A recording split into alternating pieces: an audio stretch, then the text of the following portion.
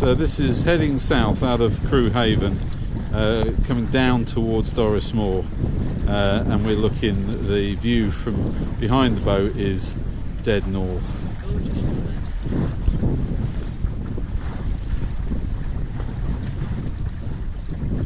We're doing at the moment about 3.5 knots. There's a little bit of tide with us, and we want to get down to Carsey really before the tide turns. It turns quite quickly and then turns against us, and at this speed we should just about get there about low slack water, which will be all we get done today.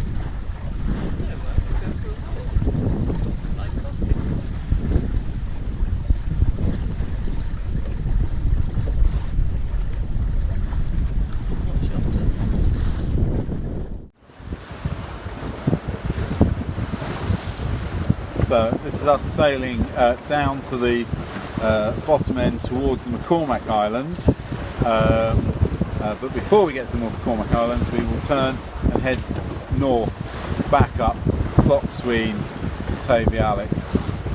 Currently doing 6 knots in a nice force 3, perhaps 4, a little bit more wind than we'd set off in.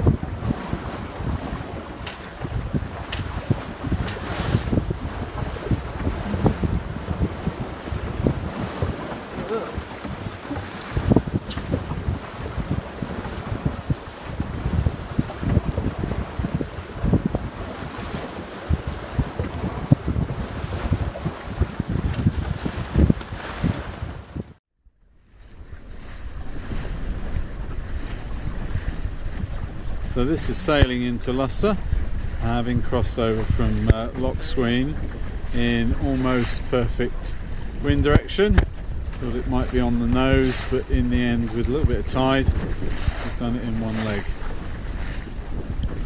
Tasting Lussa gin. There is a gin distillery just up the road, which would be possible to visit.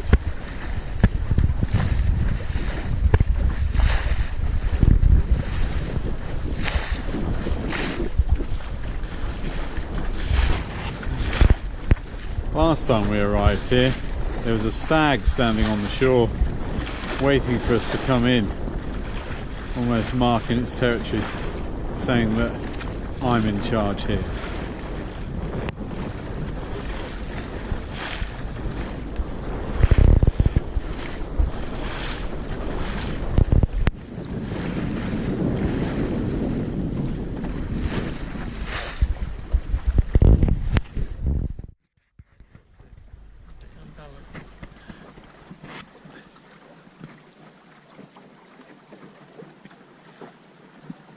So this is sailing up Loch Cregnish, having come across from Jura, sailed quite a way and then just had to put the engine on. The tide was running quite fast and there was a little bit of a danger at one point, being sucked down to Sound of Ling and missing, actually just missing Loch Cregnish.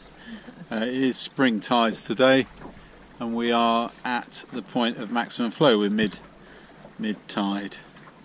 It did rain quite hard earlier. It is now sunny and there's blue sky, although there's a massive rain cloud still down the bottom end of Jura.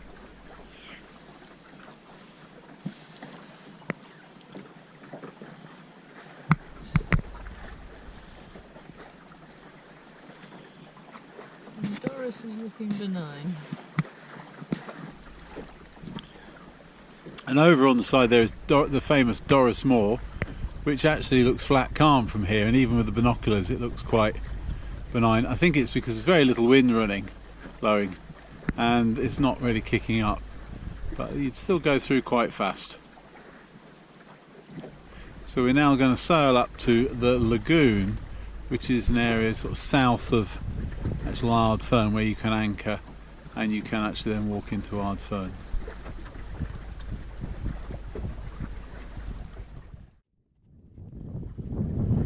So this is just coming through Doris Moor at what I would think would have been slack. It's just turned. They reckon 12 o'clock, we came through about 10 to, so so that's not bad. Very flat, just a little bit of current. Quite a few boats came through at similar sort of time, both directions, which is always a good sign. Gives you a bit of confidence that actually your calculations are the same as everyone else's. Doesn't mean they're right, but it just means everyone else is making the same mistake. Oh, sure.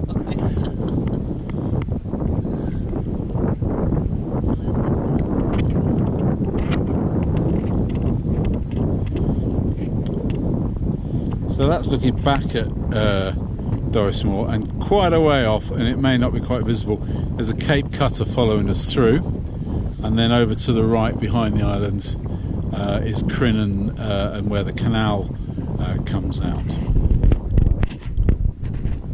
At the moment we're heading directly towards Corrie and Beacon, but we'll just get clear of these rocks and then I think we'll tack.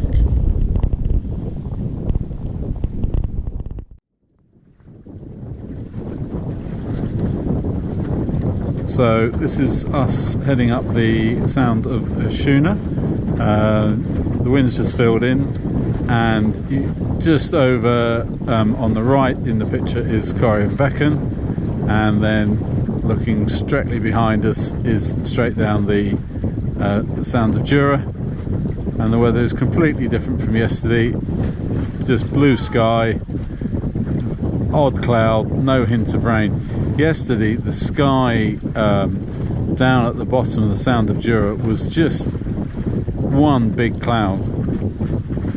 Now in the very far distance are a number of other small boats. There is a Cape Cutter rally on at the moment, we've found, and by the looks of it they're going to head off down the Sanderling and go to Poldoran tonight. I had a little read of their plan on their website, and they're basically gone from Largs through the Crinan Canal, obviously Ardfern at the marina last night, and tonight using the flood tide to get up to Poldoran. It did say they were going to spend the night at Poldoran. An exciting time in the Sanderling. I think it will be running through the Sanderling quite well time they get there.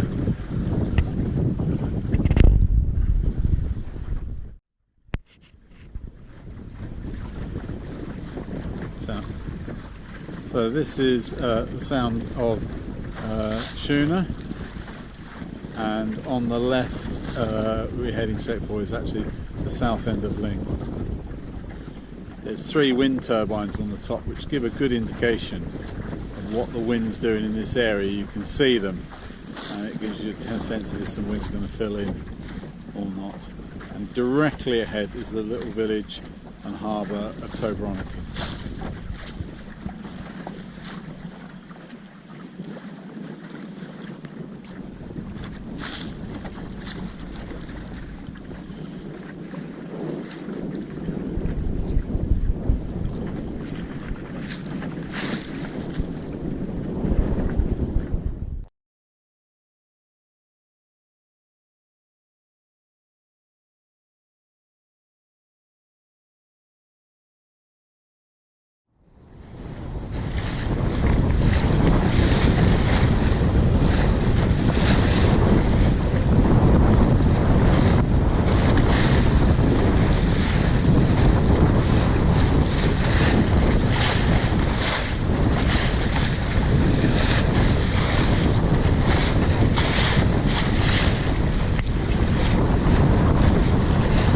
This is us heading down in quite a good breeze down the Sound of Ling.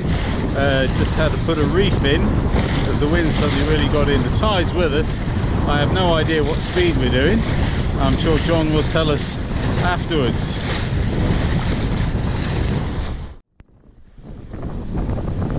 This is the view out of the stern of the boat, and as you can see, absolutely really flying along.